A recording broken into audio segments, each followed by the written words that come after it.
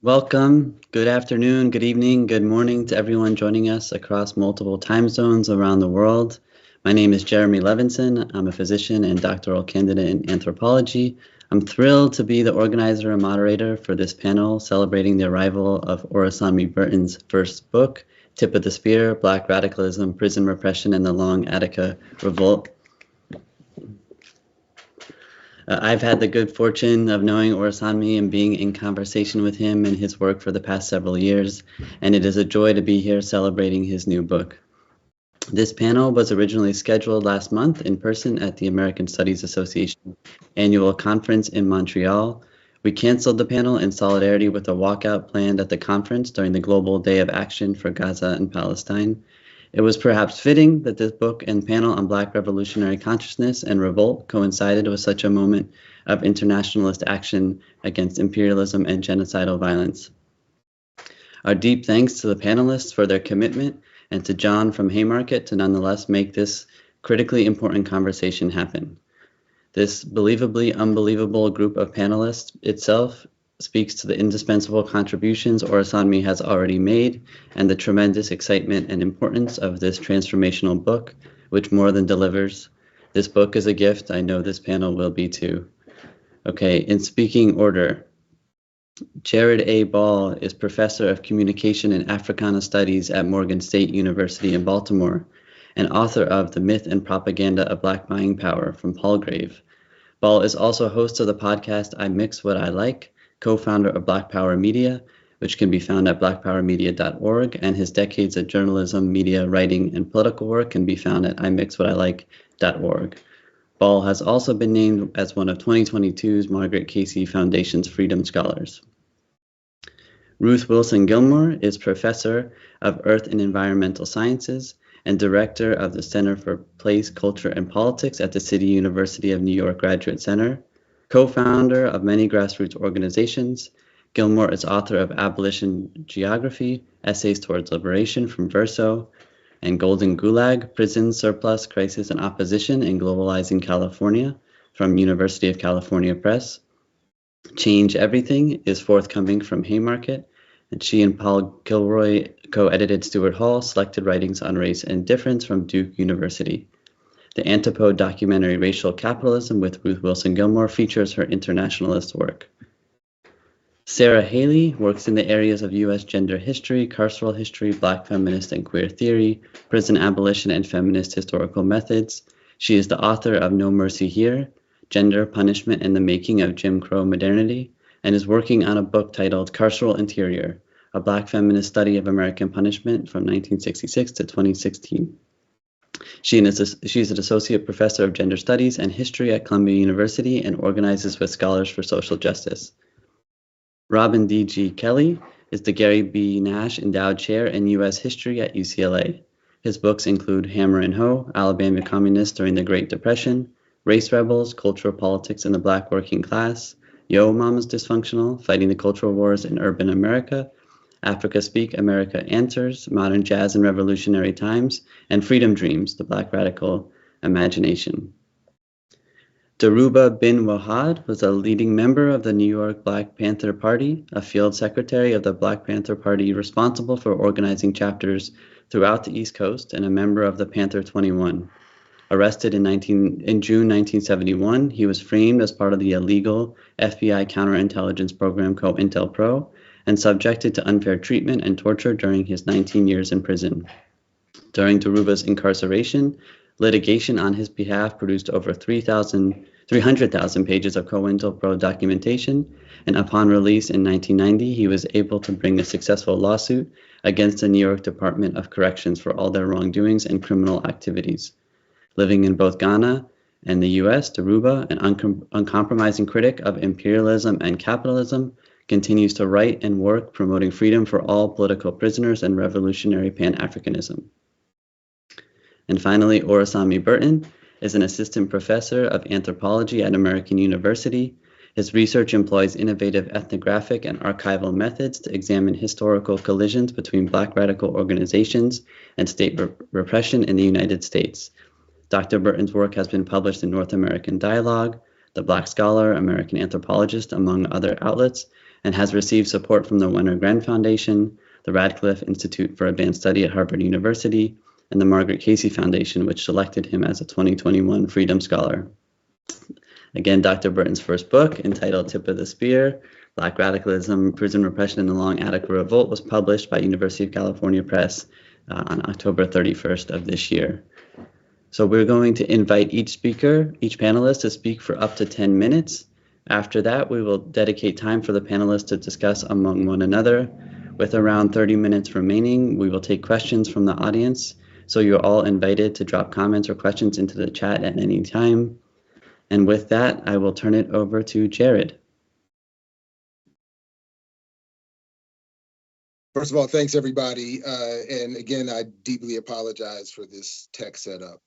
It's really an honor to be a part of this panel and to support this incredible book. And I also think, by the way, it's appropriate that in the context of performance and maybe bands and music that I do open up and go first. And I appreciate it being described as being in alphabetical order to ease my ego a little bit. So I appreciate that, but it is perfectly appropriate. What all I intend to do is to say a few words, borrowing from the small review I wrote for the book for Propaganda in Focus. I'll just read a little bit of that and then turn it over to my co-panelists and of course, Dr. Burton himself. But I just want to say out the gate, if I haven't been clear enough already, Dr. Burton, what you produced here is remarkable. I just want to be very clear. I think this is a generational text. This is groundbreaking, earth-shattering, all the kinds of accolades. I don't have the vocabulary to justify, to properly support, but it is a remarkable work. So congratulations and thank you for it. But I started my review taking something from Dr. Burton that I thought was a perfect way to summarize my own appreciation of the work, where Dr. Burton says, quote, "I decenter these duly noted, juridically mediated, and scholastically authorized sources of evidence, focusing instead on discredited, inadmissible, and untrustworthy modes of knowledge, analysis, and narration. I construct my argument by thinking and theorizing with Black rebels, both living and dead." And then going from there, I just said that for most of us who remember at all the history of the Attica prison uprising in September of 1971, we likely think of an event lasting roughly 4 days, involving hostage taking and then massive repression associated with state power and its monopoly of violence. Others will recognize the pop cultural references to Attica, Al Pacino's famously improvised scene from Dog Day Afternoon, perhaps. But never are we encouraged to understand the seeds of the Attica uprising itself, less so as Burton demands as the Long Attica Revolt, part of an ongoing international anti-colonial rebellion. In my own more myopic consideration of this glorious book, I see Burton demonstrating how that rebellion challenged the communicative purpose of the prison and indeed prisons themselves. In fact, what Burton explicates in Tip of the Spear and in this extant process of rebellion is the essential purpose of communication or media in a colony: suppression. By centering the incarceration of Black people and revolutionaries specifically, Burton does wonders in developing an interpretive lens for approaching any and all study and offers what should be a preferred approach to any form of communication, media, or persuasion studies. There is no doubt that much will be said and written about this book's impact on various respective fields. Black or Africana studies, certainly, history, political science, sociology, and more. All can lay claim to the brilliance of this work, and for any study involving that of mass incarceration specifically. This book will be canonized. Equally certain is that calling Burton's work my favorite on the history of U.S. mass communication or propaganda studies will cause some initial confusion. Tip of the Spear makes no overt claim to doing the work of exploring the particular history or politics of mass communication research, nor does Burton address himself specifically to the rise of the field, and by no means does Tip of the Spear spend any time engaging debates within the field or its current or historical impact on our media environment. Rather, what Burton does is develop the political context of the period, the very moment in time during which mass communication research was institutionalized in the United States. In so doing, what Burton helps expose further is the true nature of that research or how best to interpret those histories, and most importantly, the colonial project today's more fully developed and imposed media environment serves.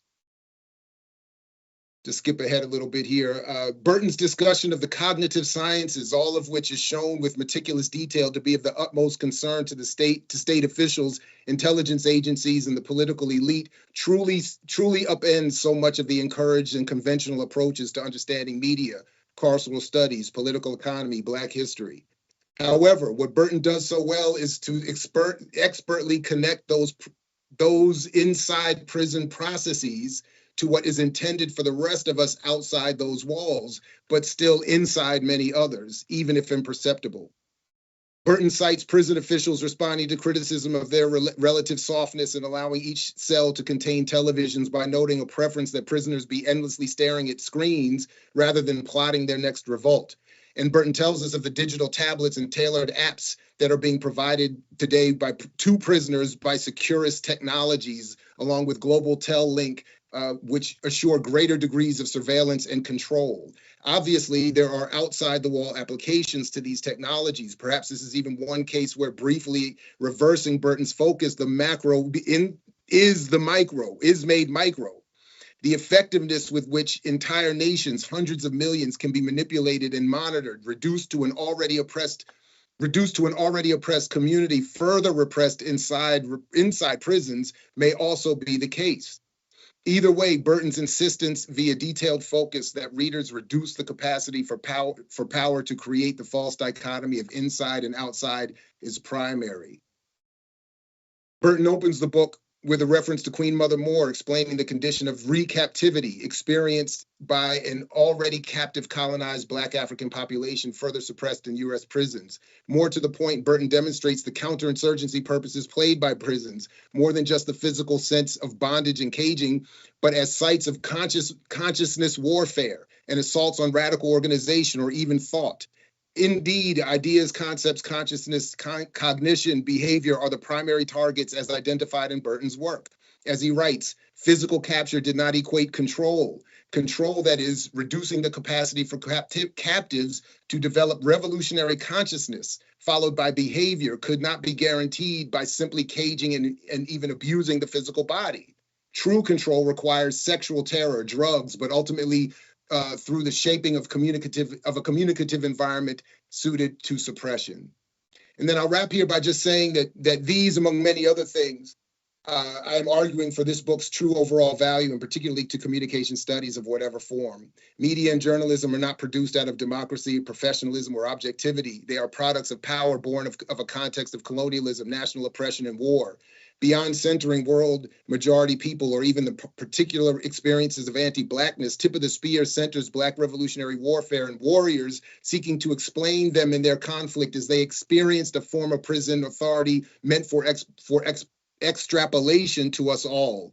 It is wildly important and imperative that no reader of this review allow the shortcoming, or listener to me reading it here, take any of its shortcomings to in any way discourage their deep engagement with Burton's magnificent work. Tip of the Spear is a massive accomplishment of scholarship and political analysis. I am wanting to be intentionally bombastic, hyperbolic, even propagandistic when I encourage, in fact, dare everyone to read this book. You must. Thank you very much again for having me here. And thank you very much, Dr. Burton, for this great work. Thank you so much, Jared. And now I'll turn it over to Ruthie. Okay. Before you do that, Can you hear me? I just want to say, Jared, I thought that was very brilliant. And I thought that was very insightful. I wish I could get a copy of that if you have one on disc or something, because that's something that I could really use when we talk about NATO and stuff like that. But I really appreciate that, Jared. That was wonderful. Thank you. I second. Thank you for including me in this celebration of Dr. Orisanmi Burton's fantastic book, Tip of the Spear, which I will hold up. I have 3 points that I would like to share with the panel and with those who have tuned in today for the purpose of discussion and because I think that they are ways to appreciate in a way that's different from the way Professor Ball just laid out some of Ori Burton's incredible achievements, what we might think about with Professor Burton and with the people who he has written about so brilliantly in this book. So the first point is that this is a book about war. It is a book about war that starts from the given that slavery could not have happened except for as the result of war after war after war. So that slavery did not only mean at the conclusion of wars that people were violently dominated, but it was through the struggles of warfare that captives became captives and began to participate in the Western racial capitalist world.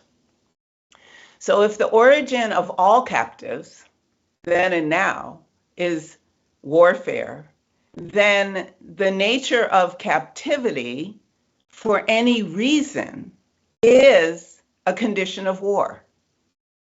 For any reason is a condition of war. And that means that captivity is existentially perpetual crisis.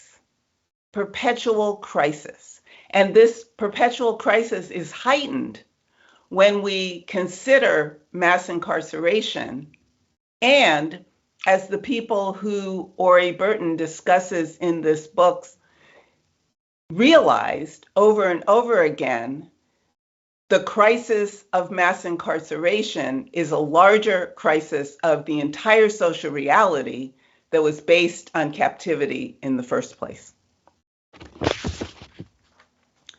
So the second point I'd like to make has to do with how we talk about what we talk about.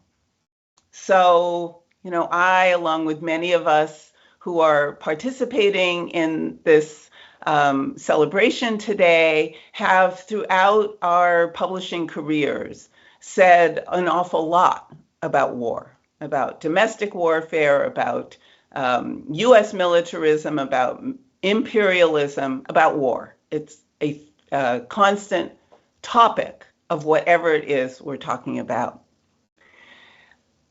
Ori Burton has a really beautiful phrase about halfway through the book, maybe 2/3 of the way through, in which he describes how imperfect men using imperfect language figure out ways to express their understanding and share it so that their understanding can be recognized by others and shared by them in action.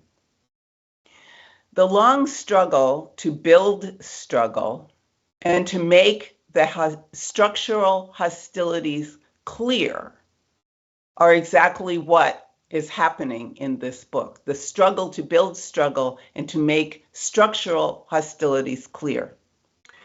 Professor Burton works through many expressive forms that give us insights into how organizers sought to guide understanding and action, which is to say, how they theorized, and how the objective circumstances, which is to say the structural hostilities, compelled constant shifts and breaks and debates in movement, always moving toward a radical horizon, unevenly but surely. So the third point I would like to make is sort of starts from the proposition that abolition is emancipation in rehearsal. So imperfect men with imperfect language in conditions they do not control fight anyway. That is a condition of war. And they give us themselves, and Ori Burton gives us throughout this book, glimpses into ongoing asymmetrical warfare that characterizes so much bottom-up or otherwise enfolded struggles that characterize the dynamics of modernity, what modernity is made of, struggles. But also Professor Burton's remarkable commitment to bringing a palpable historical geography of self-emancipation to our consciousness means something else that I'd like to propose here. Imperfect Men with Imperfect Language brings to our attention, for a number of reasons, how we as researchers, how we as people who are trying to understand the world in the context of organizing, how we can become recognized through the struggle of thinking through imperfect language.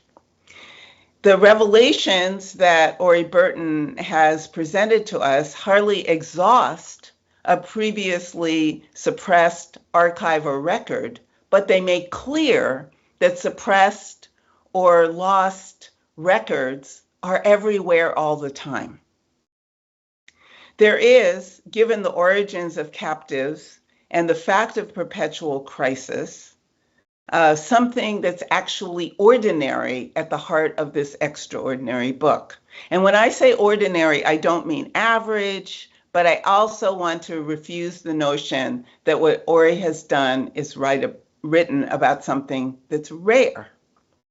Rather, what the men in this work noticed and how they analyzed, made sense of what they noticed and what was happening and why, gives us an idea, a really clear and vibrant idea of how, in the context of perpetual warfare, people theorize in order to emancipate themselves.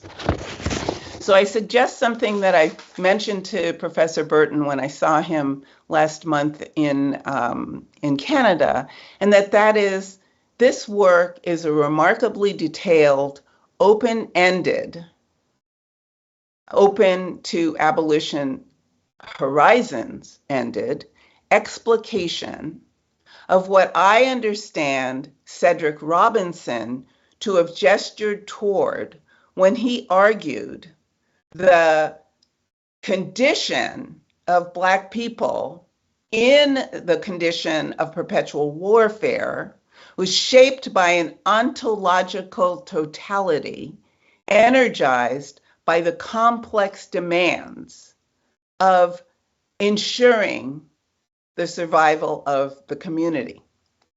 Those complex demands are never free of internal contradictions, as we see in this text. This is what abolition world making is.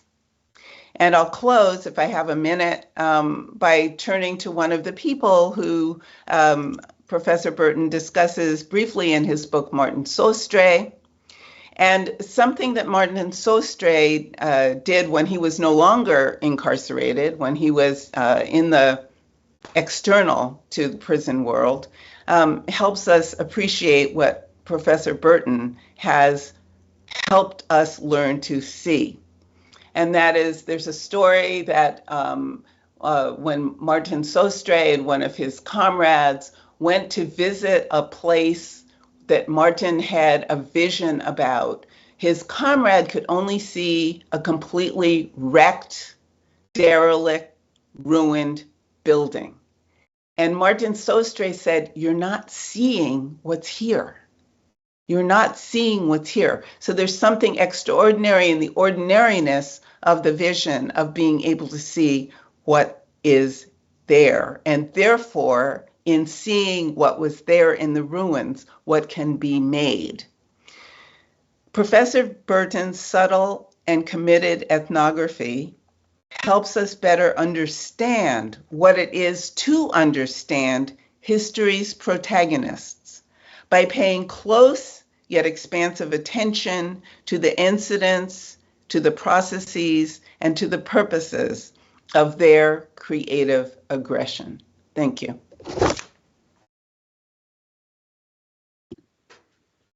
Thank you so much, Ruthie. And with that, I'll turn it over to you, Sarah. Hello.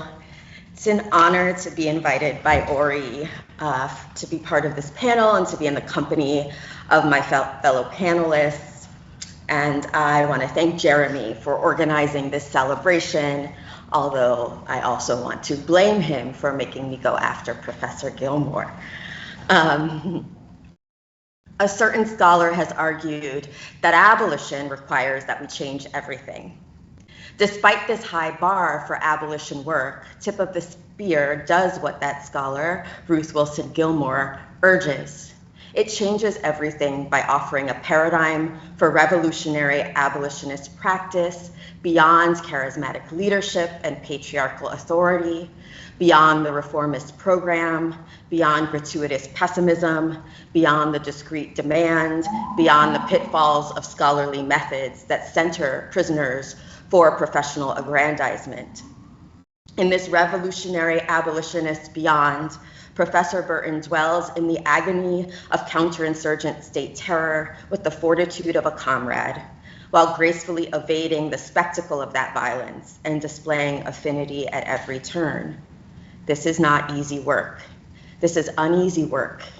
It changes everything. The least of things transformed by this book is anthropological method and critical prison studies. And I mean to say the discipline is the least important thing, but it's there and important to some. I found in Tip of the Spear world-making possibility. Saidiya Hartman has argued that we must turn our gaze to the places where terror can hardly be discerned. And Tip of the Spear indeed sees violent subjection where others see progress. In Long Attica, which is to say large Attica, and Attica beyond the walls of Attica itself, Burton also sees revolution where it can hardly be discerned, namely in relation amidst torment and in analysis born from affective infrastructures of rebellion. Attica has been lucrative for some because, as Tip of the Spear teaches us, it has been configured as singular, a singular event, as discernible, indeed definable, through the discreteness of a set of demands. Where other accounts have confined Attica by giving us Attica in solitary, Professor Burton offers an account of conflicting, contradictory, incipient, strategic, unfolded, protracted, vibrant, tactical, passionate, and imperfect, philosophical and expansive work. Working in ethnography and geography, Tip of the Spear is actually the best kind of history, isolating the ways in which revolutionary work unfolded over time without fetishizing change and by extension, asserting liberal progress. For time, I'll try to mark some of the ways Tip of the Spear changes everything through three keywords. Keyword number one, feminist.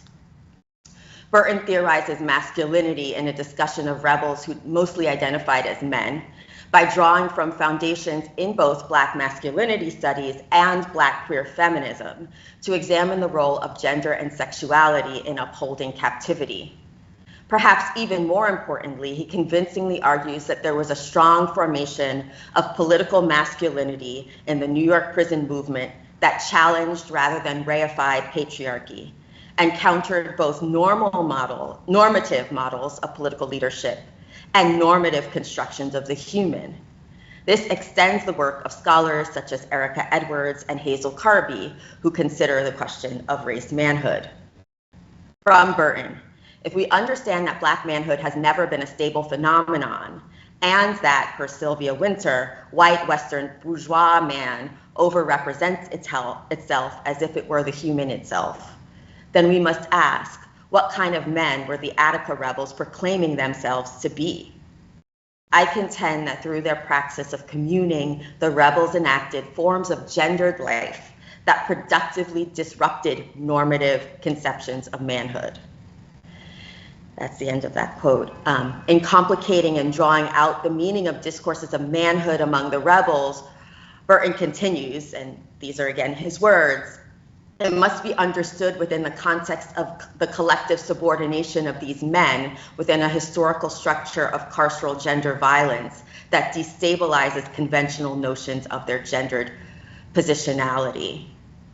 The revolt then was not, as he puts it, an attempt to appropriate the trappings of white patriarchal power, to attain parity with white man, or to become man at the expense of others' autonomy or dignity. It was an effort to chart a new course for what a revolutionary manhood or humanhood, as one survivor termed it, could become. This vital gender analysis is more than a mic drop, though it also is that. It is a vital way forward for understanding the depth of possibility for worlds beyond carceral humanhood and the captivity of anti-Blackness. Burton exposes the gendered character of revolutionary politics by exploring the impact of sexual terror and elaborating the micropolitics of relation that are configured through everyday forms of sociality and resistance of the sort that Robin Kelley has theorized. Revolt and quotidian rebellion are linked in an ethics of Black masculinity that was cultivated in the face of what Burton calls anti-Black sexual violence and sexual revenge. What Burton describes profoundly as gender war also necessitated a complex reading of the archive and a centering of unauthorized voices, which follows a long-standing Black feminist historiographic tradition. Keyword number 2, program. Like many people here on the panel and who are watching, I've participated in prison programs. As a college student, I was a part of a program at Greenhaven where men from Attica were transferred after the revolt. There at Greenhaven, as Ori discusses, renowned activist Larry White and others created the think tank, an organizing collective and abolitionist platform. Abolitionist scholar Judah Shept and I were in college together and were both part of the Vassar Greenhaven program that came out of the think tank. And as many of you know, Judah went on to write a searing critique of anti-carceral liberalism, progressive reform. He and other alums of the Vassar Greenhaven program waged a clemency campaign for Greg Mingo, who we met through the program, successfully pressuring Andrew Cuomo to commute Mingo's sentence after 40 long years inside. But as much as we are influenced and shaped by our teachers inside, and as much as there is good work done in the course of prison programs, work of the sort that I've just described, the conundrum of prison programming is, of course, its instrumentalization to renovate the prison project. The prison workshop is deployed as a weapon in the war that Burton so powerfully describes to discipline and control imprisoned people and to thwart prison uprisings.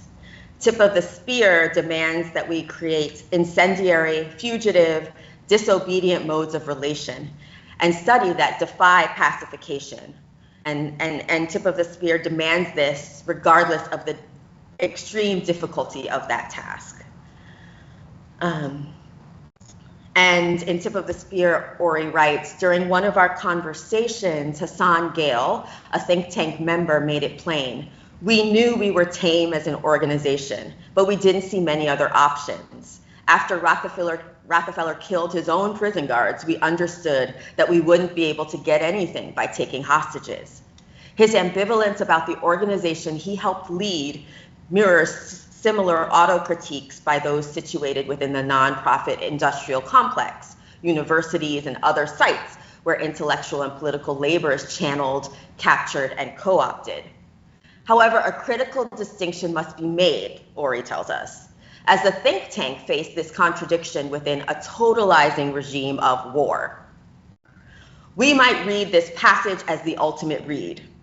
How have we allowed our work, our writing, our teaching, both inside prisons and out, to be so imperiled by the allure of respectability, by the accolades and liberal affirmations of grants, administrative recognition, even student appreciation?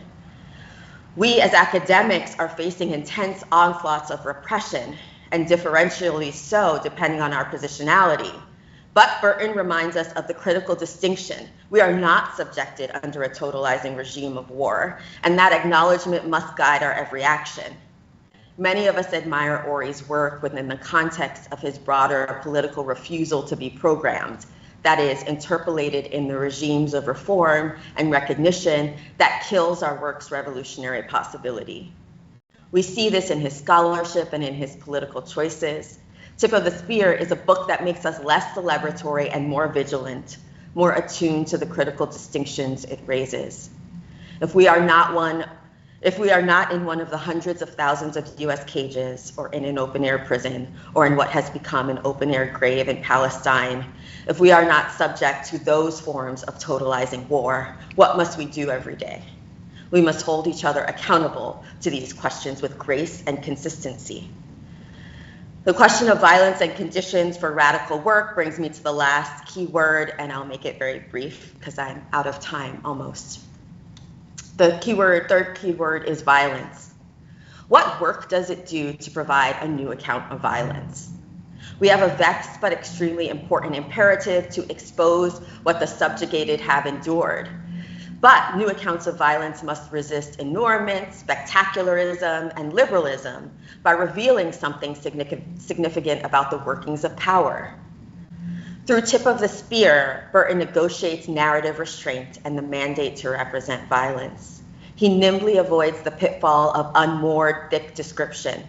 Instead, he is always present in the narrative to unpack the meaning of the violence he is describing for our understanding of revolt, revolutionary thought, and state power.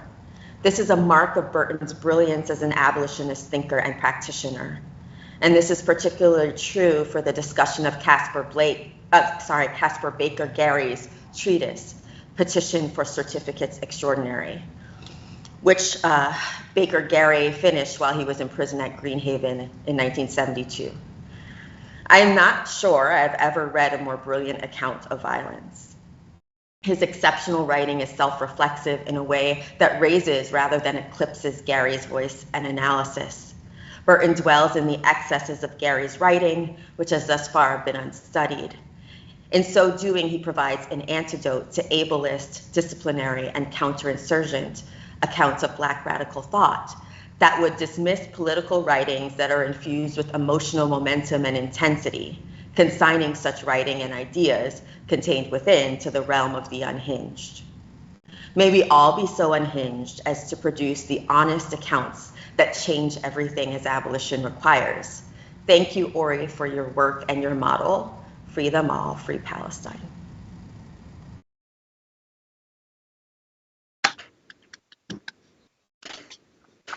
Thank you so much, Sarah. And with that, I'll turn it over to Robin. Okay. Well, Sarah, you said the key word, free Palestine, is where I'm going to begin. But before I do that, I just want to say what an honor it is to be with all of my teachers, all here, including Daruba, who, I don't know if you remember, we had a great conversation in Ghana, and I continue to resonate with that conversation. And, you know, I want to just sort of draw in every single adjective that's been brought to bear on this incredible book. It is like one of my top favorite books ever written now, which is saying a lot because I don't, you know, it just so happens that a couple people here have actually written those top books, including you, Ori. It's brilliant, you know, but the Long Attica Revolt really revises, the concept revises and disrupts how we frame Black liberation in the post-war period, just makes me rethink how I teach. It's a brilliant work of historical methodology. And as I said to you at the restaurant, it reminds me of Du Bois's Black Reconstruction, specifically in that, you know, you're not just offering an alternative account of prison uprisings, but excavating the theory of revolution among the captives themselves. That is the thing that to me resonates with Du Bois, and the difference is that you actually had access to people like Daruba and Sekou to be able to gather the archive that is in their memory and among their materials as a counter. All Du Bois had is a counter reading of the archive, and still the work resonates. I want to focus on the theme that's been brought up more than once. Ruthie brought it up, the fact that this is a book about war. I want to focus on the argument that prisons are a site or sites of counter war. And, you know, you talk about this so brilliantly in some very literal ways. I mean, to describe the Black Liberation Army's role, the formation within Attica of the Central Revolutionary Format, also known as the Tactical Intelligence and Combat Unit, the way that people are theorizing war, and how you show that for the carceral state, for the prison-crats, for the criminal justice system, this was always war. It was always war. That's why they engaged in counterinsurgency. And you laid that out so clearly at every single level. It was never about upholding the law or protecting communities. But the captives were treated as enemy combatants, even before the jailhouse rebellions began in 1970. And it didn't even matter their political affiliations. You know, Bugsy is a good example of that. Also, you make a brilliant case for the way captive revolutionaries are making a legitimate case for rebellion, and just how much fidelity they have to the rule of law, while also recognizing the illegitimacy of the states that make law and allegedly uphold the law. And both those things are true. It's not a contradiction, it's not a confusion, but part of a longer tradition of simultaneously submitting petitions for freedom and conspiring to revolt. Both instances, these captured folks, you know, of 500 years of capture and more, knew they were right and that their actions were legitimate. And so by reframing prisons as a site of war, the rebellions that you write about, rising to the level of revolutionary warfare, make it impossible not to think about Palestine and the war in Gaza. We know, for example, as James Risen wrote in The Intercept, that what happened on October 7th was not Israel's 9/11, but a prison riot. Tip of the Spear gives us valuable lessons for understanding what is going on, not just in terms of the breakout of Gaza, the largest open-air prison, but what's going on in the actual carceral institutions created by Israel and that are located also in the occupied territories. First of all, and I've always said this, the best leadership in Palestine are all locked up, at least those who haven't been killed. And when you read the prisoner statement from 2006, it's very clear that the united leadership in the struggle for Palestine's liberation are locked up, and they have the clearest analysis, as well as a sharp critique of those who were sent to govern Palestine. There's a long history up to now of prison resistance, sometimes in the form of violent revolt, but often in the form of hunger strikes and other things. And in fact, the lead up to October 7th was in the prisons. You know, when you look at, think about August 22nd, 2022, Black August. It was a nationwide Palestinian prisoners' protest in Israel and the occupied territories. They organized mass hunger strikes. They refused to line up for security checks. And it was in response to a crackdown after 6 Palestinians had escaped the Gilboa prison. It was like an amazing escape of a high maximum security prison. And the Israeli state came down and with violent repression. They, were engaged in prisoner transfers, constant prisoner transfers, repeated solitary confinement, again, using the methods of torture that you write about, detention centers, physical torture, mental abuse, sleep deprivation, sexual assault, all that. And then earlier this year, it's hard to separate the ongoing violence in the West Bank from, again, the prisoners' protests that erupted in February in response to the repressive measures introduced by the then new Secretary Minister Itmar Ben-Gvir, Security Minister rather, Ben-Gvir, who did several things. He basically pulled Palestinian prisoners from working in the bakeries. He said that it's an indulgence, and that, in his words, the death penalty should be enacted for terrorists, but until then, they should be treated as terrorists. There was also rebellion among female prisoners after 2 women had been put in solitary confinement because they cheered when they heard the news that a Palestinian gunman had shot 7 people near a synagogue on the outskirts of Jerusalem. The Supreme Emergency Committee for Prisoners said, quote, and this resonates so powerfully with your book and with the people in the revolutionaries, the Long Attica Revolt rebellion. They said, quote, our only demand is freedom. Our only demand is freedom. This strike, bearing the banner of freedom or martyrdom, is a strike that will be undergone by every capable prisoner, regardless of what faction they belong to. And so with that, I just want to add 2 more things that, again, resonate.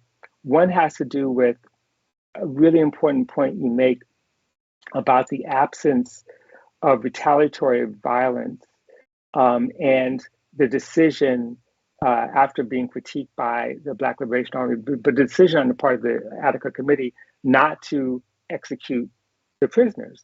And the point you make is this is not liberal humanism. This is, in fact, I'll quote you. I'm suggesting that although Attica had a robust underground military culture, the decision to refrain from retaliatory violence during the rebellion was grounded in revolutionary political theory. It was based on a sober assessment of the field of battle. And that's why we can understand the particular strategies that imprison people, that incarcerate people in Palestine use. The hunger strike is an appropriate one. Refusal to accept security checks, occupation of the yard. These are the things that they use because they know they don't have the firepower to use the kind of violence that might be possible. But that doesn't mean that it's ruled out, And then finally, on counterinsurgency, I just want to make 2 points. Pay attention to February, March 2022, when Israeli authorities began this large-scale military and special ops operation they call Operation Break the Wave.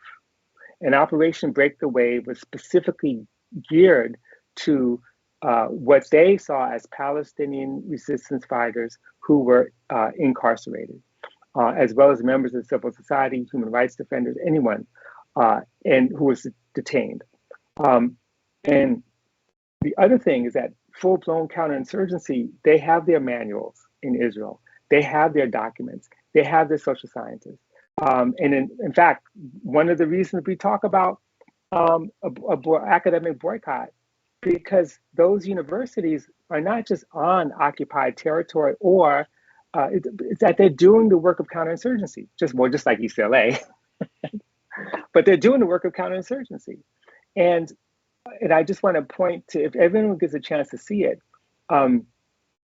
they have their documents. In 1973, there was a special unit created called Nachshon, the Israeli Prison Services Operations, which literally oversaw, it did counterinsurgency work, but it specifically was responsible for all aspects of investigating prison uprisings or preventing prison uprisings or preventing prison riots.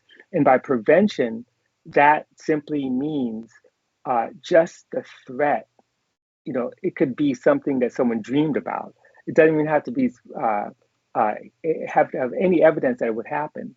And that's there's so many resources that went into this particular unit. So in the end, we really do need to think hard about where we stand with respect to the ongoing war in Palestine. With respect to violence, we're always asked, the first thing we could say out of our mouths is, do you condemn the violence of Hamas, right?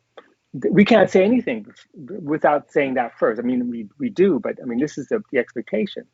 And I think that it's really, really important to recognize that, you know, it's not enough to say we condemn all violence, because that's not even realistic, nor is it in keeping with the revolutionary movement to try to achieve some sort of self-determination. So we have to be really, really clear about that, where we stand. And I really want to just like agree with what Sarah said about the keyword violence and how you understand it. And finally, I just want to end with your words, which I think says a lot. You know, when you say this book shows that without understanding carceral spaces as zones of undeclared domestic war, zones that are inextricably linked to imperial and officially acknowledged wars abroad, we cannot fully understand how and why the United States became the global leader of incarceration that it is today.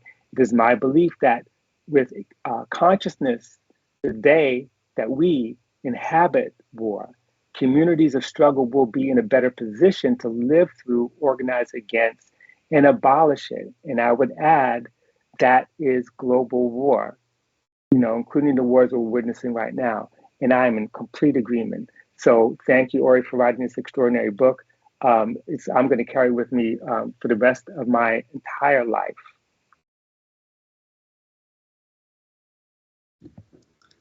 Thank you so much, Robin. And now I'll turn it over to Daruba to finish this portion.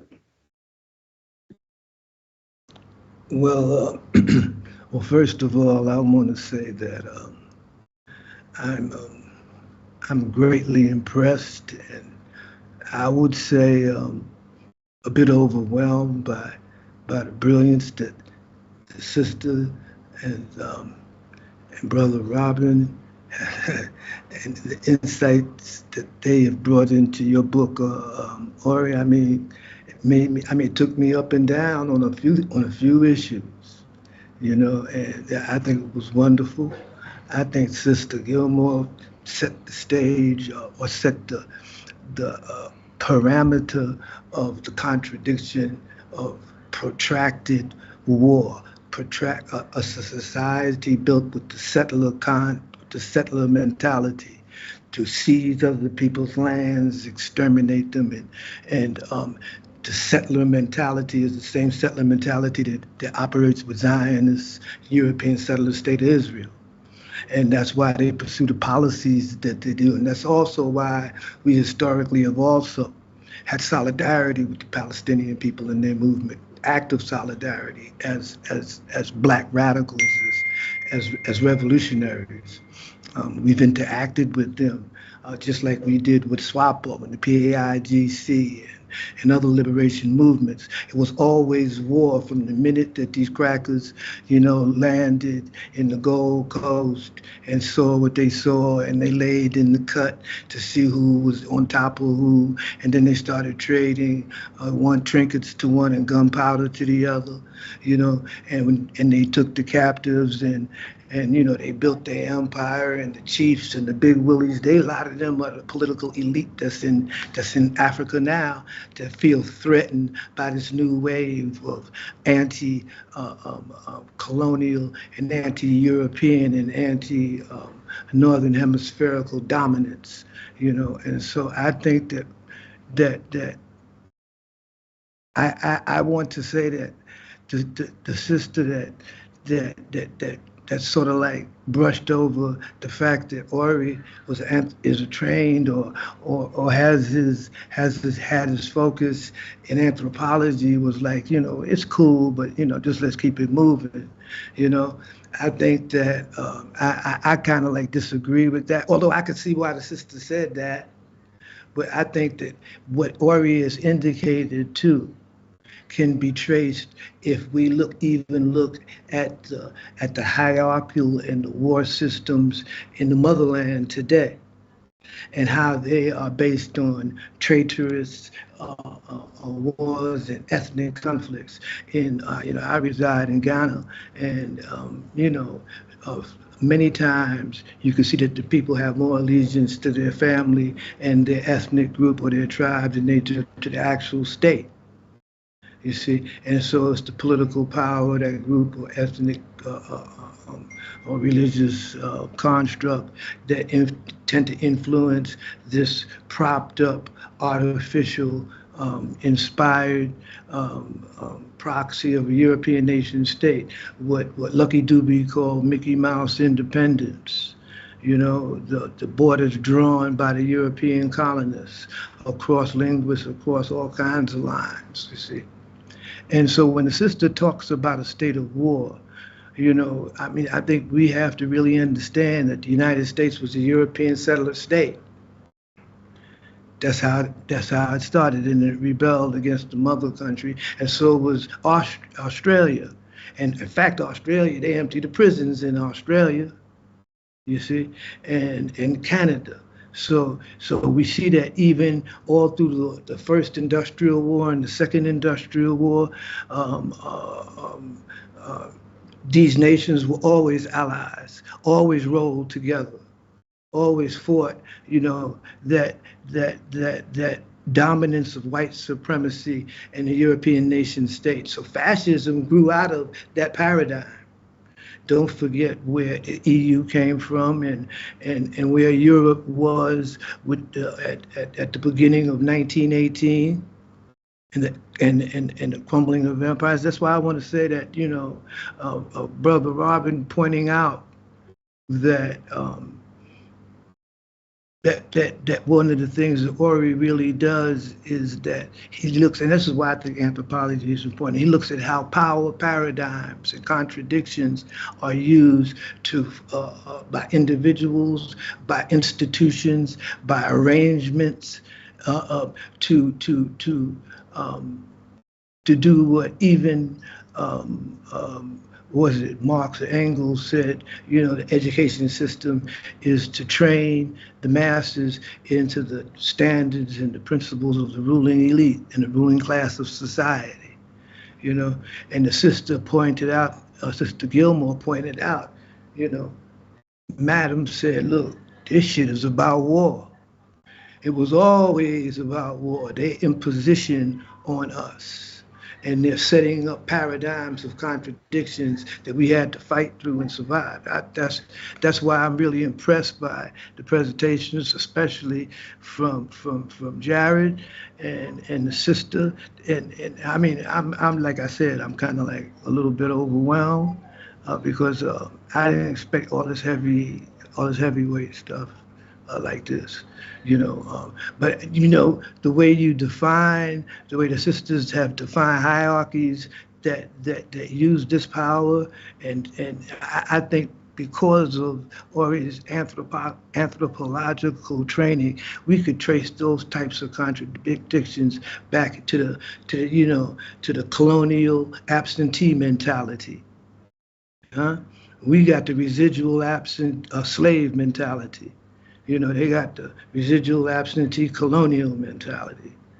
And so we're in a period of time where the contradictions of those models, those European nation states and their power paradigms are being challenged by masses and classes of people in an age of instant communications, the global village, and contradictions evolving in real time.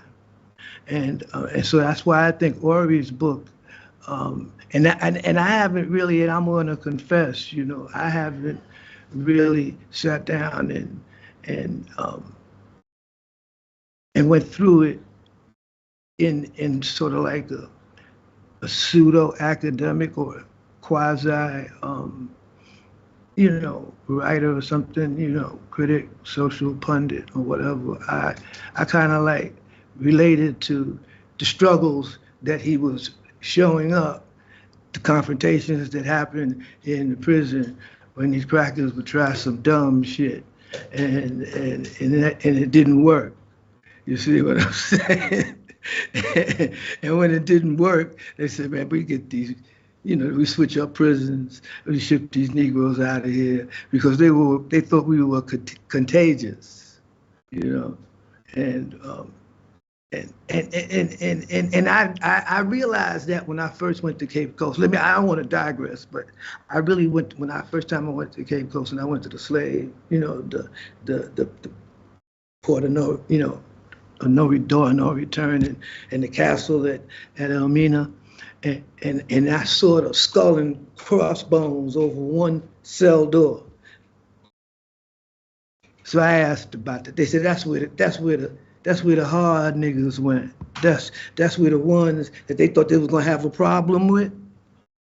That's where they put them at, because they wasn't going. They was dead meat. They was going to be slaughtered.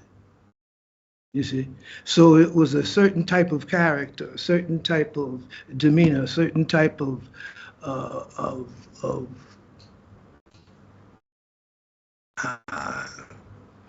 character. I don't know how to describe it, or maybe spirit or spiritual vibe. The crackers know sometimes who to fuck with. They know that. That's why they try to come all strong and macho. You see what I'm saying?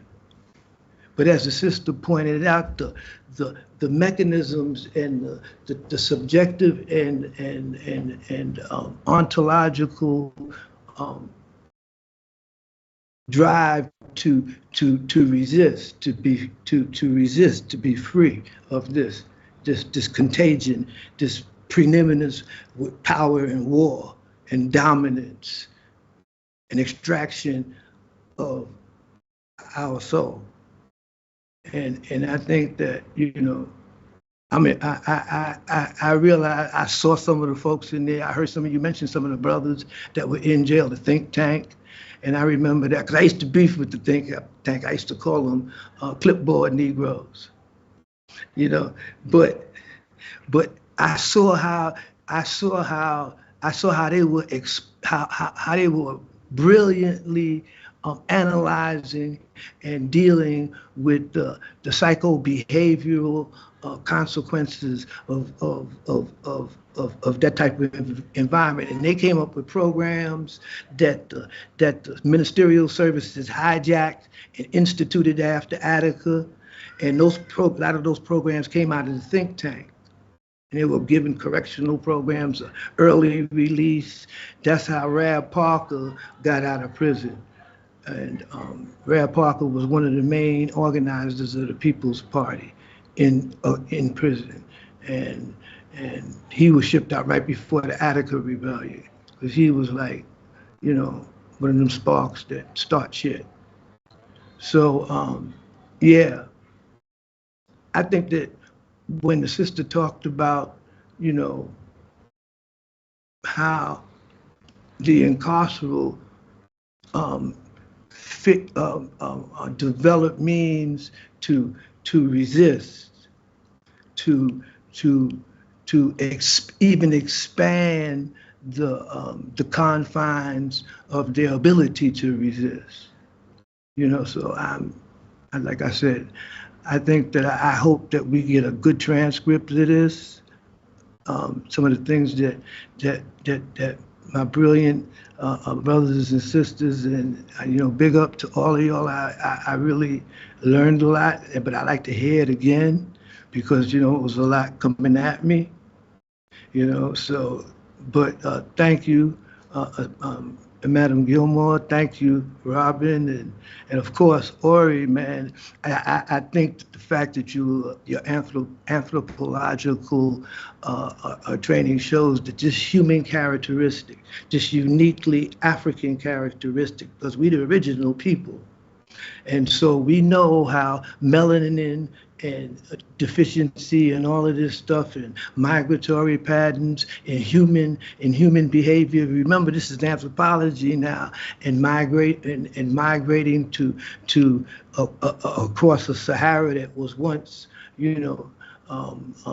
lush and green.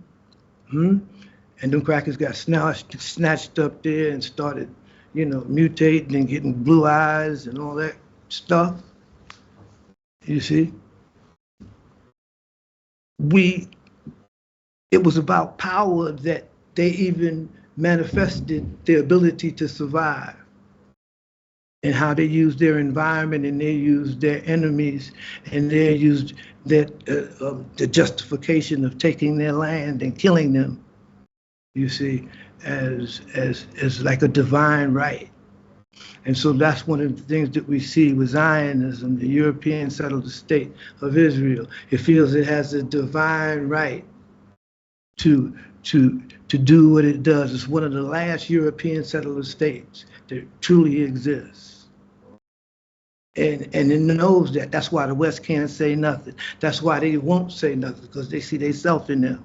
And they put them there to do exactly what they do, maintain the military and the geostrategic control over that region. But shit has changed. People have changed, and movements have changed people. And institutions have been subjected to mass movements and revolutionary changes. Some have been plunged back into reactionary servitude. Because one of the things we have to really recognize about Hamas is that their raid was brilliant. And it changed the paradigm of the discussion of the whole region, perhaps forever. And it engaged Israel, the European settled state, in a struggle that it can't win. And so it's trying to perform a genocide in plain sight, and nobody said nothing. You see, how does that work? I think if we look at some of the thinking and the incorrect thinking, let's emphasize that, to remember the incorrect thinking and building on that basic stupidity. You can never underestimate the power of plenty of stupid people. And that's one of the things that a lot of times we say, man, them crackers are crazy. That shit ain't gonna fly. And then they crackers do that shit. And you say, whoa. You see? So I just want to say that some of the emotions and some of the struggles that I went through were brilliantly tied to the work that Ori did. And so a lot came out of all of you. And I really, really think that what you said we should, put out there, we should talk about, we should, understand the basic proposition of a nation that has only been at peace about 15 years of its total existence. It's always been at war. Thank you so much, Daruba. I want to offer Ori and everyone a chance to respond. Thank you so much.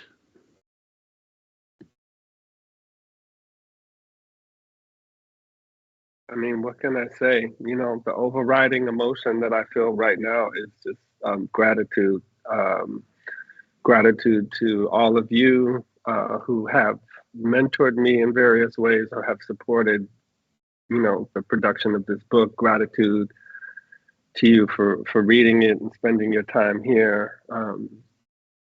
Double gratitude to Daruba and to his comrades, many of whom are still behind the walls, many of whom are, now ancestors, for actually, organizing at the front of the struggle that I wrote about, at the tip of the spear, so to speak, and for generating so many of the insights that are contained in the book. And, the book is really a reflection of what I've learned, over the past 9 years, not just empirically or historically, but analytically, in terms of learning how to think, right? And part of what I've come to understand, and part of what I tried to narrate, is that Black radicalism is responding to a war that it did not initiate, a war that was imposed upon us by Western imperialism, and that remains ongoing, and that we see all around us.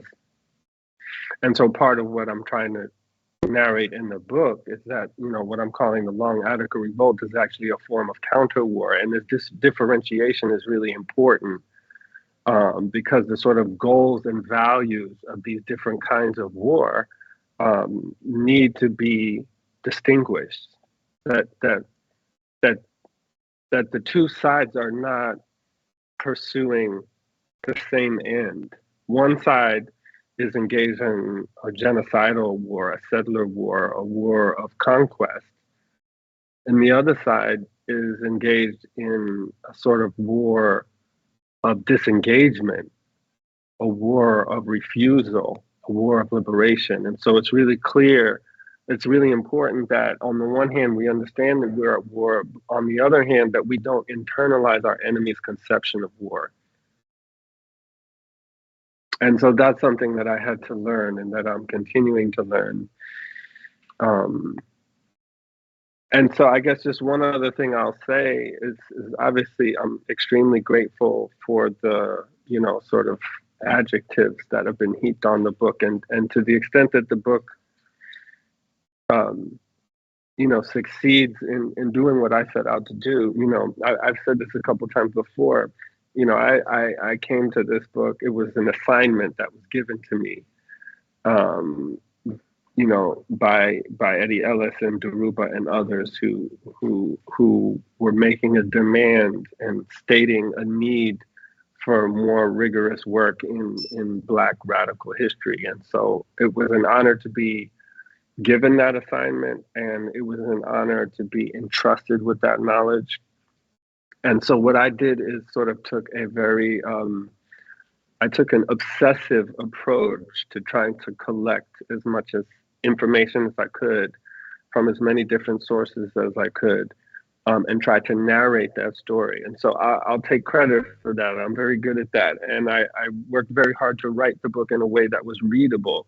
But to the extent that those adjectives are warranted, a major reason for that is because of the politics that the book reflects, right? That in fact, because it's an attempt to bring academic rigor to the Black revolutionary analysis that had to be taken out of circulation and criminalized. And so if the book sort of cuts in that way, it's because those politics were right. And that's exactly why they had to be criminalized. And so part of what I'm trying to do is to just reveal that and to show us and to excavate this kind of criminalized and suppressed history. And so again, all I can express is gratitude that I was entrusted with this opportunity. And my highest aspiration is that I did it justice, and that people will read it. And the fact that people are making connections to Palestine is at once terrifying and disheartening, but also, I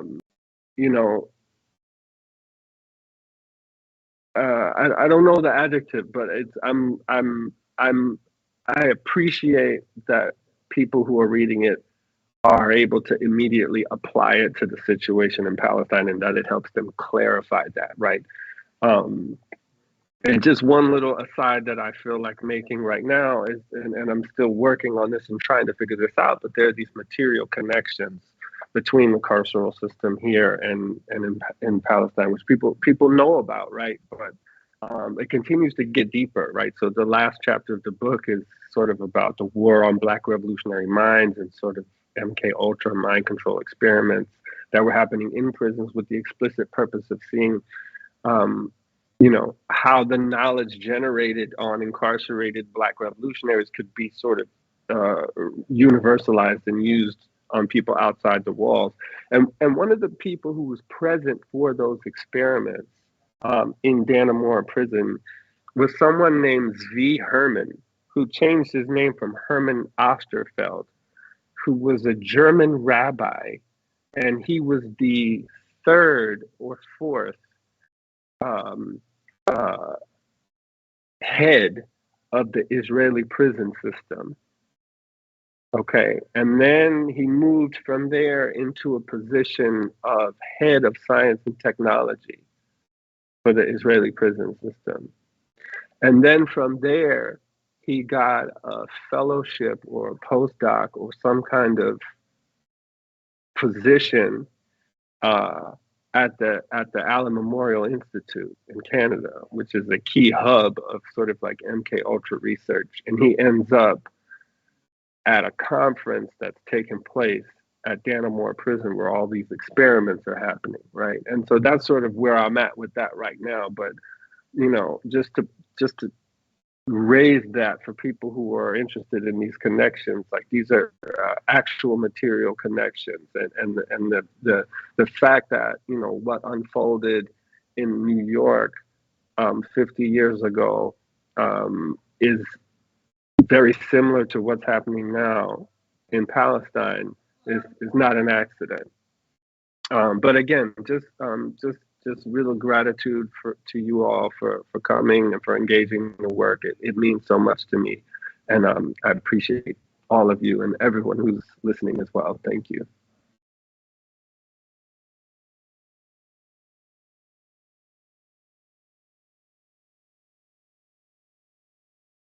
We can now just open the floor for all the panelists to respond to whatever. So much.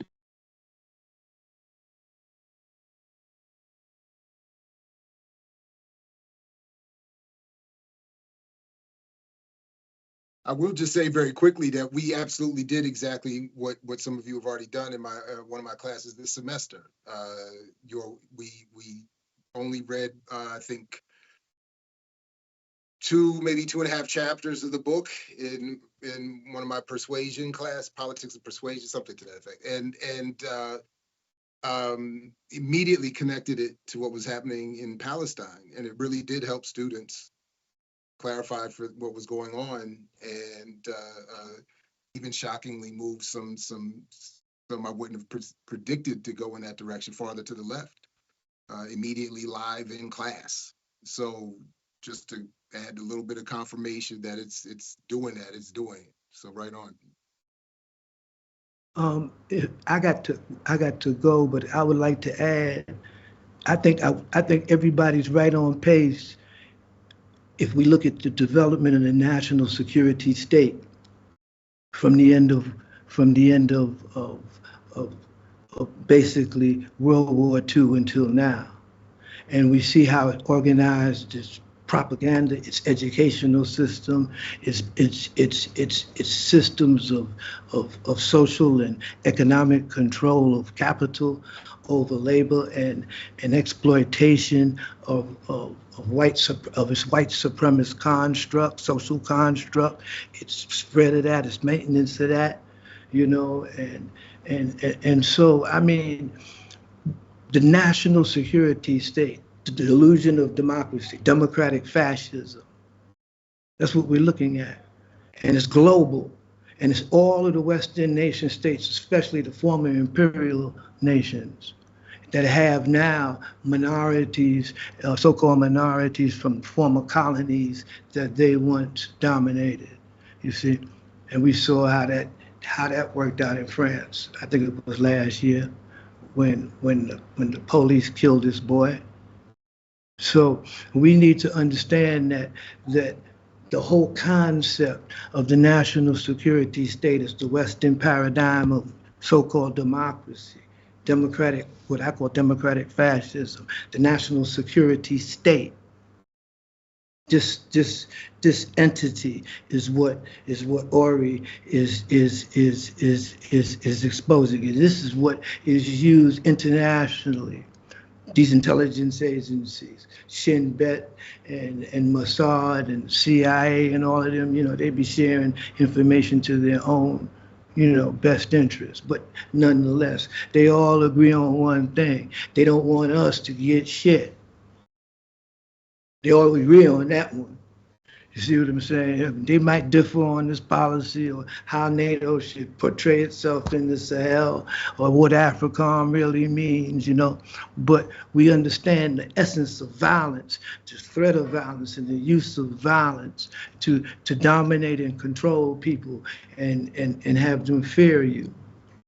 And it's fear that, you know, that I believe Robin wrote about in Freedom Dreams. You see, it's man, freedom dreams, huh? Were we dreaming out of season back then? Because look at us now. Don't look good for the home team. So I'm saying the lessons that we could understand that Ori is bringing out helps us understand the national security state as the phenomena of the military-industrial complex and how it controls people's emotions and why they could stand by and watch the genocide of the Palestinian people. Could you imagine what they would have did to us? And everybody would have talked about an eternal situation, you know, of migrants or criminals coming across the border and niggas that's disgruntled, you see? So I think I really appreciate that we could apply what we're learning from this research and anthropological work of how power is used for elites and nations to do what they want to do and force their will on other people through the use of war and aggression, you see. And yeah, I appreciate you, Ori, and I thank the brothers and sisters for allowing me to hit up with you. You know, y'all be on some heavy stuff, so you know, I'm really proud to have been invited. Thank you. Thank you.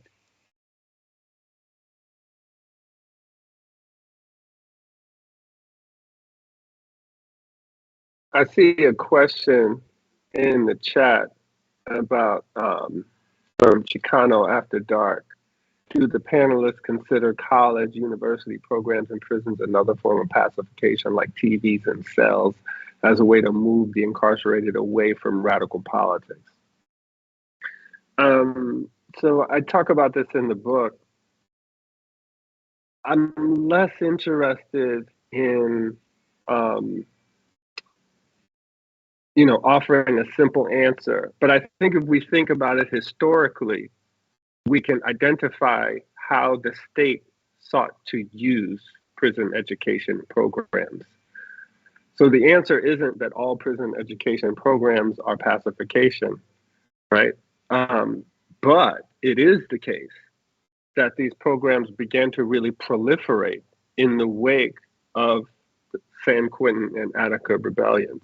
It's also the case that J. Edgar Hoover, as part of his prison activist surveillance program, was on record talking about how concerned he was about the autonomous education programs that existed within prisons, in which people like Daruba were the teachers of these programs, and the subject matter of these programs were revolutionary, and not revolutionary in the abstract, but revolutionary in terms of how do we analyze the conditions that we're in and abolish those conditions and transform our material conditions.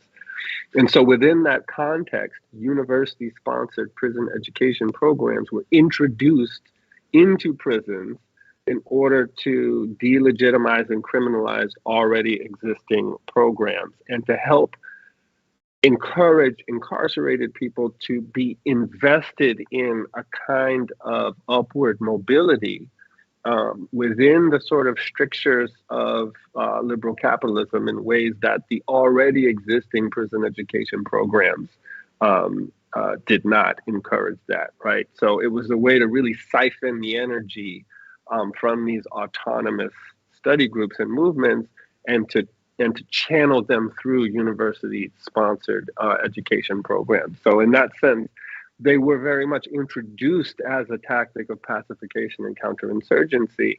But everything in war is both a tool and a weapon. And so just because it was introduced as counterinsurgency doesn't mean it's always functioning in the way that those who introduce those programs want them to be introduced. The problem is that we don't have really a keen understanding of that history. And so there's just a sense that, that education in and of itself is automatically a good. And it's very clear that the state understands that education is a weapon and needs to be sort of administered in that way. And so it's not really a yes or no answer. It's really a call for a more sort of sophisticated and strategic understanding of the political role of education in a given context.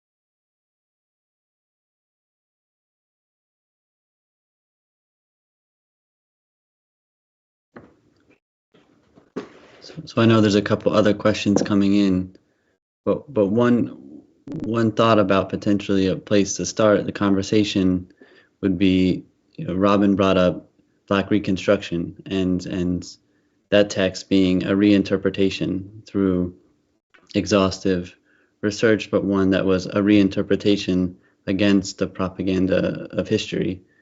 So I wonder if the panelists might want to comment or discuss some of how in the ways that they've already have, but in more how Tip of the Spear as a reinterpretation just transforms a lot of the dominant histories that we're told and we read.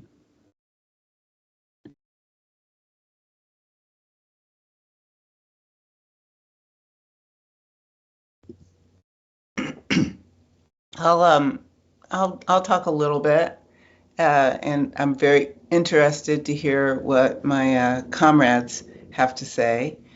As Robin mentioned in his comments, the difference between what Ori Burton has done and what W.E.B. Du Bois did was Du Bois reread the history that was already written with an eye that was so tuned to see between the lines and between the words so that he could find evidence of, I'll use Ori's term, of counter war and abolition democracy, to use Du Bois's term, in all kinds of places.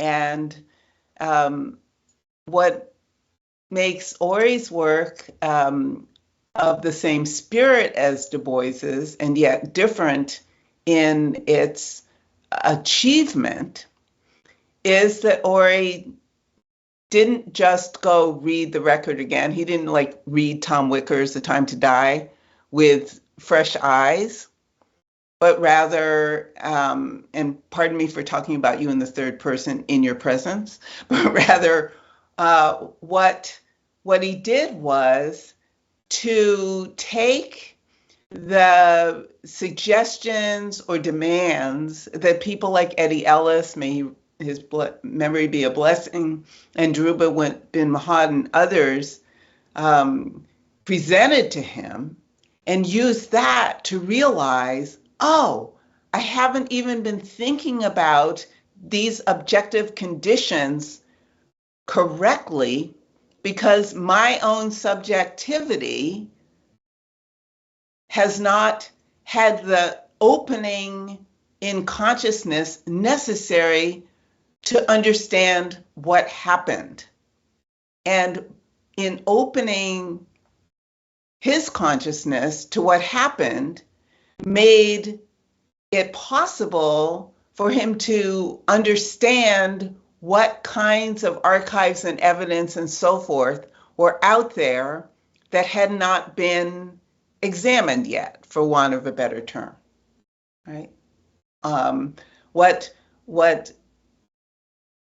actions that people left some record of, however that record is left behind, said something entirely different about that time and place and period from the things that others had said, Tom Wicker being an example, who insisted that what they said was presenting a tale of unfortunate and indeed reprehensible devastation, which it is, but that's not all it is.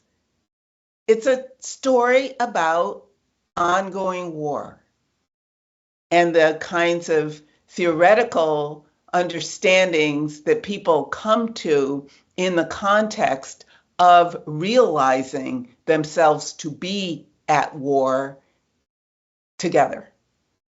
So that is an astonishing achievement, Ori, and we are all really grateful to you for helping us open our eyes more widely. However much we influenced you, you've done all the influencing now, like Robin was saying.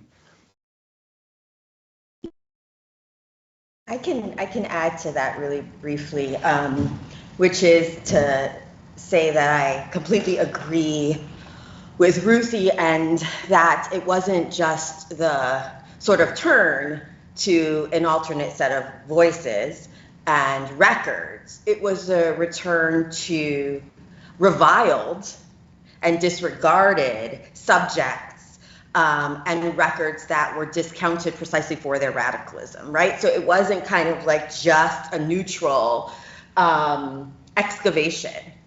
And I think that's the spirit that is animating so much of the admiration for this book, is it's a refusal of a kind of a dismissal of subjects of knowledge production and theorization. And so if the argument of tip of the spear, not the argument, one argument of tip of the spear is that, you know, Attica was very much a counter-war and an abolitionist project, rather than a kind of liberal reformist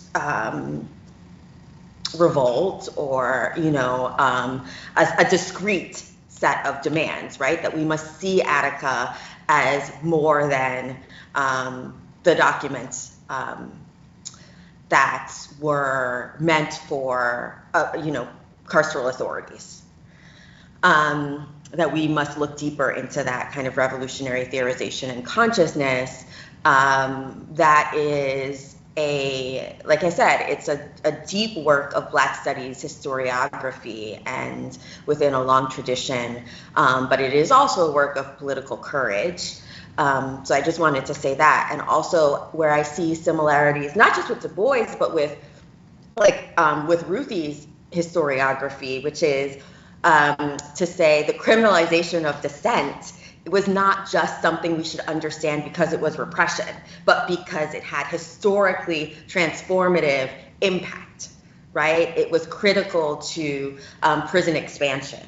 It was critical to a kind of political shift that in which Attica was pivotal toward the everyday acceptability, right, of the prison, of incarceration as a practice. And so I see it aligned in that way, in terms of what that moment really meant for a broader historical course of events, rather than just seeing repression as a sort of isolated, if wrong and horrific, political moment.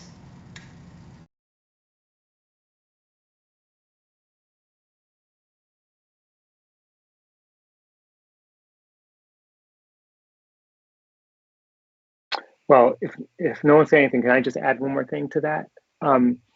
Agreeing with both what Ruthie and Sarah said, well, what I thought was extraordinary, and this is what reminds me of Emily Thuma's book, which I think is really, really brilliant as well, is that, you know, you look at another set of archives that people don't always pay attention to. And of course, Jeremy knows this so well. That is the social science, psychiatric, the institutions that are designed to not just surveil and monitor, but to change the prisoner, to, you know, to do the work of counterinsurgency. And to read that in many ways, this also reminds me definitely of Ruthie's work in the way that she begins by understanding the prison through capital. No, but also it reminds me of Du Bois because of the way that he wasn't willing to play the good North versus bad South game. You know, in other words, the liberal capitalist North was very much a part of the reproduction of the kind of violence and oppression and the maintenance of the continuation of forms of unfreedom. And again, you know, the kind of easy binaries that people like, you know, reform, I mean, you blow them up. You blow them up. And I think that's what makes great scholarship. That we have to pay attention to those systems of power and the stuff that they write to each other. Because I remember hearing you give a talk, and you were saying that, you know, sometimes you ended up disagreeing with the very figures who provided that kind of revolutionary archive, in part because they didn't always know what was going on, you know, behind the scenes. And that's the work we do. And again, I think about Sarah Haley's work, you know, to understand what it means to be in the continuation of modern slavery in the form of the chain gang and women's incarcerated labor, and what it means to understand what's going on, not just in the big house and the warden's house, but within the whole system of wage labor, of violence, of Jim Crow, to understand like what folks are experiencing. Anyway, it's amazing work, and it's great for me because it helps my students learn like how to actually do history. If I could, I wanted to, because in part also because I know that I have to also leave in about 20 minutes. I wanted to throw, I was hoping to hear what some of you all gathered here think about something that Ori, your book is causing me to struggle even more with, which is what I see in general is an increasing crisis of methodology and how we come to know what we think we know about things and the conclusions we reach. And I'm just wondering what those gathered think in that context of what Ori has said here about, or the potential implications for how we think we understand the ongoing and shifting terrains of gender and sexuality politics, given what Ori has said about the use of gender and sexuality as a weapon by the state, the attempt to as I understood what Professor Burton is saying, to weaponize these so-called categories. So I was just curious if any of you saw any of that or had any thoughts about any of that, because this book of the many incredible challenges it poses, that to me is another set right there.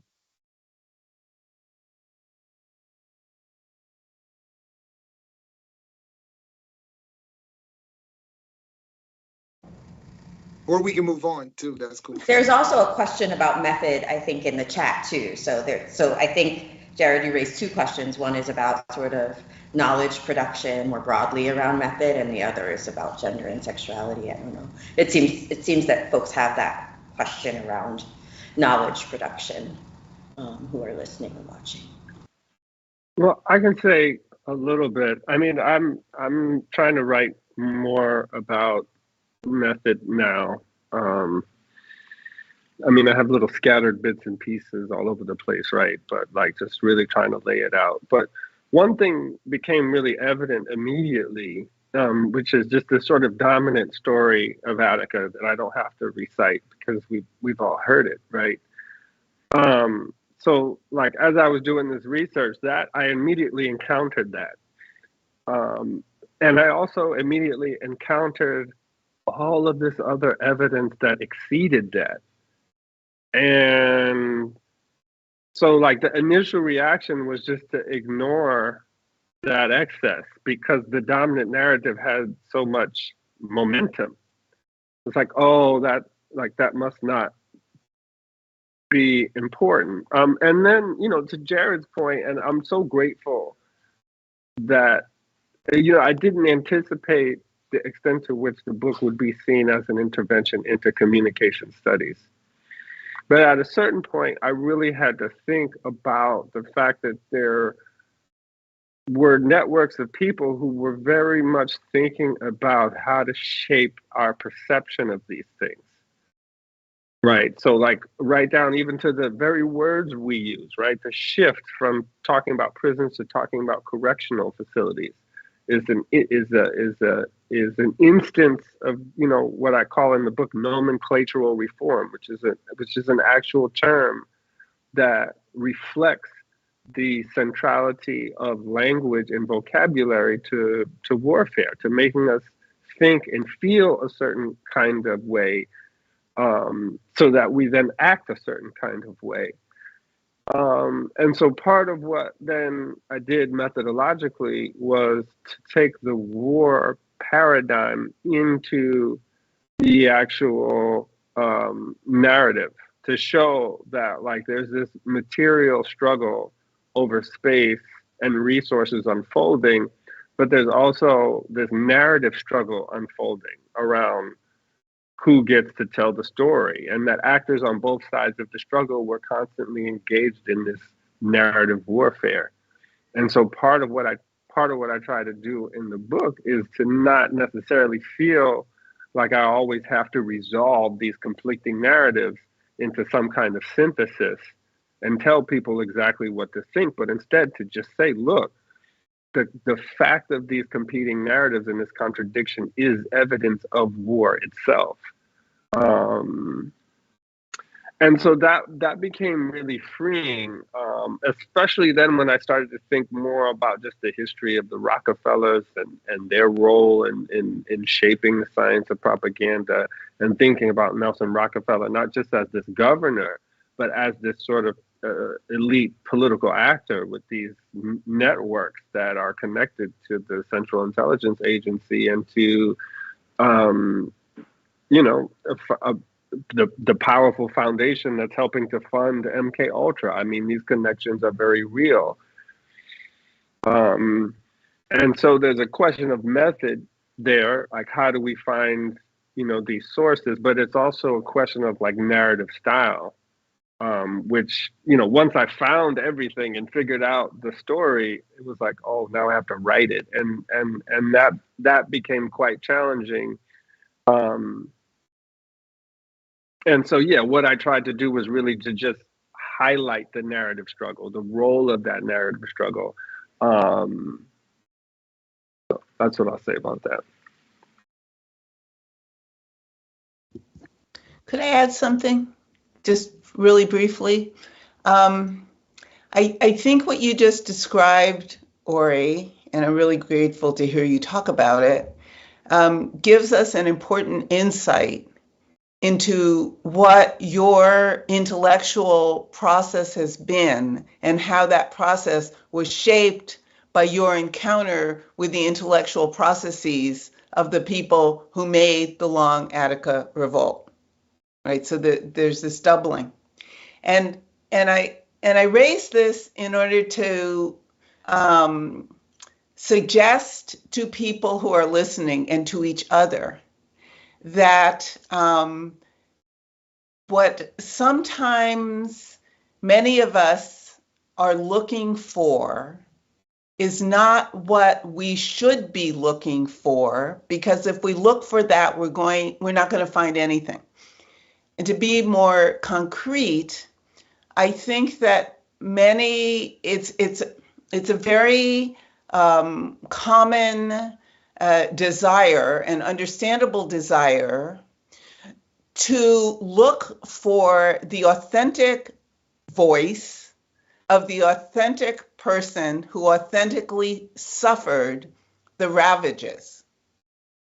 And I've got nothing against recognizing there really are all these authenticities out there of real people who have really suffered the ravages. But that's not the same as looking for a political or a series of political understandings that arise from or are shaped by this suffering that enables us to see things differently from the way we would have seen them. So to kind of conclude this, that means that what matters, I think, for all of us is not that we try to figure out a better way to put together a compendium of complaints, which we can all do brilliantly and it will all be correct, but rather use the opportunity that we have learning from and with Ori to think together with people who have developed understandings to emancipate ourselves. That this is what the problem is. So it's not like every single person who has been locked up or has been whatever is not equally saying the same kinds of things that the revolutionaries were saying, even if we agree there is value to what they said. Those are two different things that we have to keep clear.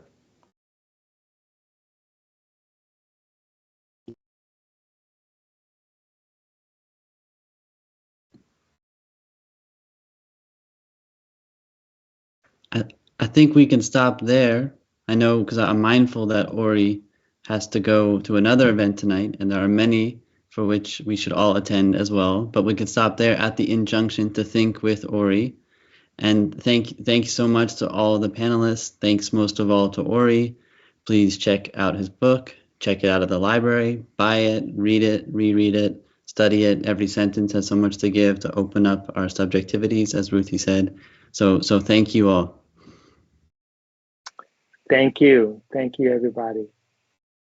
Thanks, everyone. Profound.